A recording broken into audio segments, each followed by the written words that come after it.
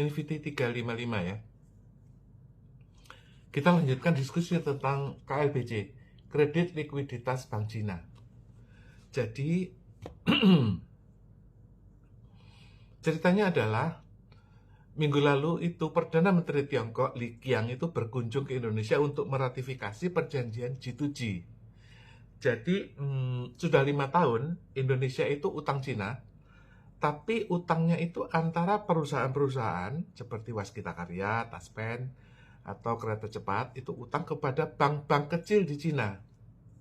Nah, kemudian era berganti, Jokowi sudah lengser, diganti Prabowo. Nah, oleh Prabowo, perjanjian ini diratifikasi menjadi G2G. Artinya, PBOC, Bank Sentral Cina, People's Bank of China, itu meratifikasi perjanjian dengan Indonesia, Bank Indonesia. Artinya, jaminan-jaminan surat-surat tanah yang ada di Indonesia, ya, seluruh surat tanah itu bisa direfinancing. Artinya diagunkan kembali gitu loh. Misalnya Anda nyicil gitu ya. Nah, itu kan suratnya kan ada di bank. Nah, itu diagunkan kembali ke Cina sehingga ini menjadi perjanjian G2G. Apa jadinya? Karena ini diratifikasi menjadi G2G dan resmi, ini bukti-buktinya itu belecetan ada di Indonesia. Akadnya ada di Indonesia, ada yang bahasa Indonesia, ada yang bahasa Cina. Bukti-bukti ini adalah pelanggaran hukum internasional. Jadi, oleh karena itu, flashback ya, tahun 1963, kejadian ini sama terjadi. Jadi waktu itu Soekarno itu punya tabungan-tabungan emas ya, punya tabungan-tabungan di BRI, di BNI ya, di Bank Indonesia. Itu ada tabungan-tabungannya orang Belanda dulu seperti Oei Tiong Ham ya. Banyak orang-orang kuno itu punya tabungan dan duitnya ada gitu. Nah, itu semua kolateral itu, emas-emasnya itu ya. Misalnya gini deh ya, kamu nabung emas ya, waktu itu dulu kan ada nabung emas. Oh, Tiong Ham nabung emas deh, misalnya 100 ton gitu ya. Tabungannya di mana? Ada di Bank BNI, ada di Bank BRI, ya ada di Bank Swiss ya kan. Nah, itu kan ada buku tabungannya ya, ada haknya ya kan, atau suratnya, papernya, Eigendom dan sebagainya. Itu semua dikumpulin, diratifikasi menjadi perjanjian utang Indonesia ke negara Amerika, yaitu John F. Kennedy. Ya, selesai ditandatangani di waktu itu di Hotel Green Hilton, ya, pulang itu John F. Kennedy ditembak. Dush. Nah, kejadian yang sama itu Soekarno pun diracun di Wisma Yaso. Sehingga kejadian ini berakibat fatal. Ketika Perdana Menteri Li Qiang pulang ke Cina, Xi Jinping sudah di tahanan rumah 8 hari. Nah, siapa calon penggantinya? Sekarang pembersihannya itu oleh tentara Cina yang namanya Zhang Yuxia. Itu adalah kepala panglima tentara Cina, tentara pembebasan People Liberation Army, tentara pembebasan Cina.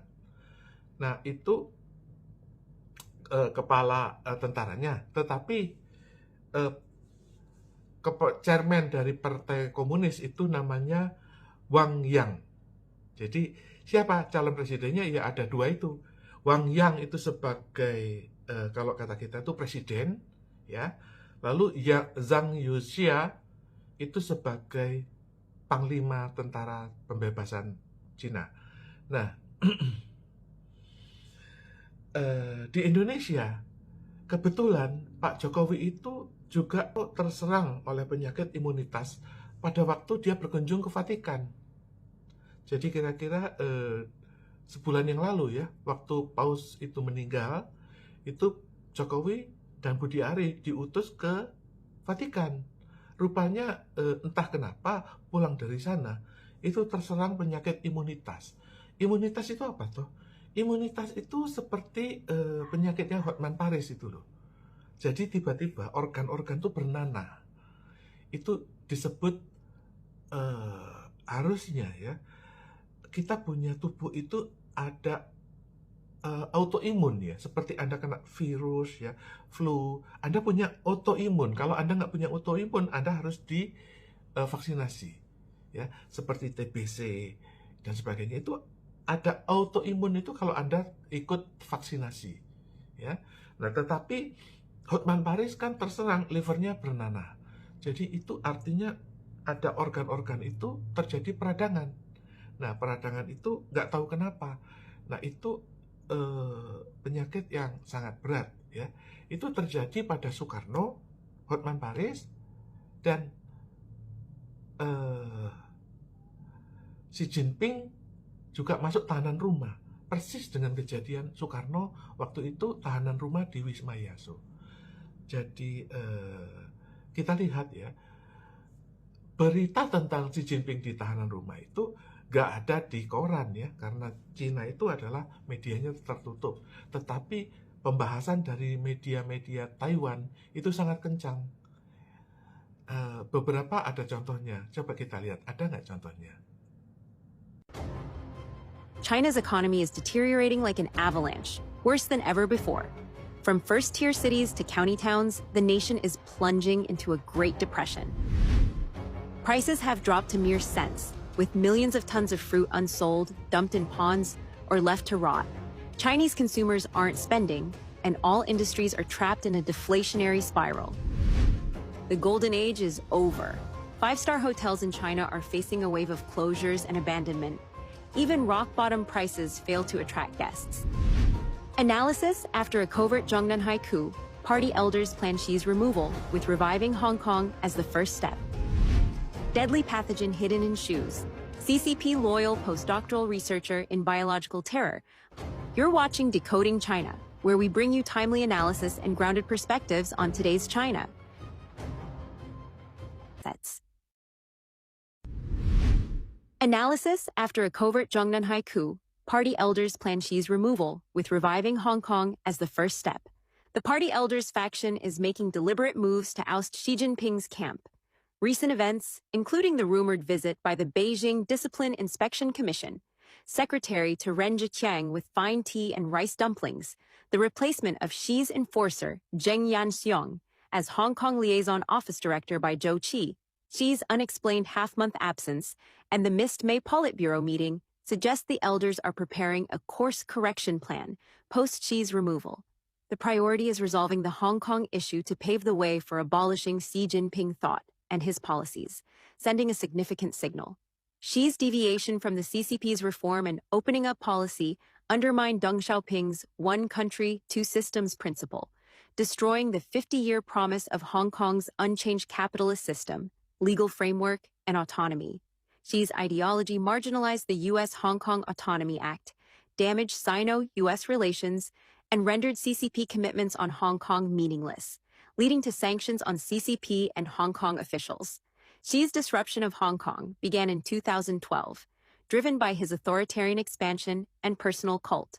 The Hong Kong Liaison Office, once covertly controlled under Zheng Qinghong, became openly oppressive under Xi, with its director acting as a viceroy over the chief executive, drawing widespread media criticism. On February 12, 2019, Liaison Office Director Zhang Xiaoming's instigation led to the Fugitive Offenders and Mutual Legal Assistance Draft, sparking record-breaking anti-extradition protests. Rumors suggest Xi ordered the draft's withdrawal, confirming his interference, but he then imposed strict party governance on Hong Kong, causing severe consequences, from destabilization to authoritarian control. Xi's confidant Xia Baolong, Hong Kong and Macau Affairs Office Director, enforced these draconian laws, continuing post-Xi's 20th Party Congress reappointment. Xia, now sanctioned by the U.S., is likely to be removed with Xi. Under Xi's rule, oppressive laws like the 2020 Hong Kong National Security Law, the 2021 Electoral System Improvement Ordinance, and the 2024 Safeguarding National Security Ordinance, Article 23, alongside the Patriots Governing Hong Kong Policy, enforced Xi Jinping thought in education and media, have suppressed Hong Kongers through cult-like control, damaging the party's image and exposing communism's global harm.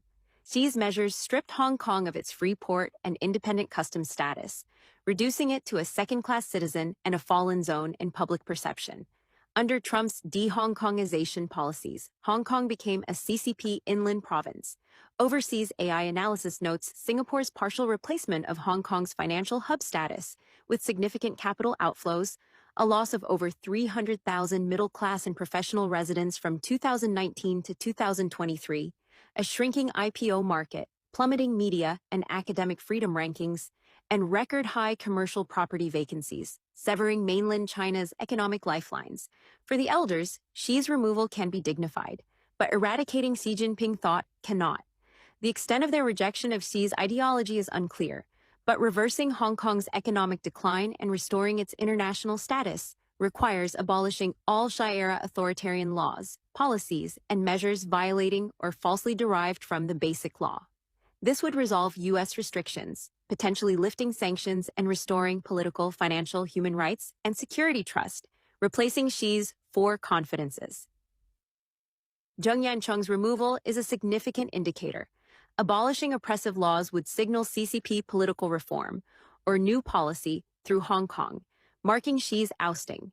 This involves releasing all Hong Kongers detained under the national security law, those jailed for Hong Kong independence, or insulting the national flag, and freeing Jimmy Lai unconditionally, alongside rehabilitating media outlets closed under the law and addressing the aftermath.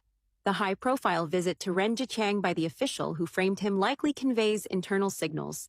If this momentum persists, the CCP's future post-Xi will be tomorrow's discussion.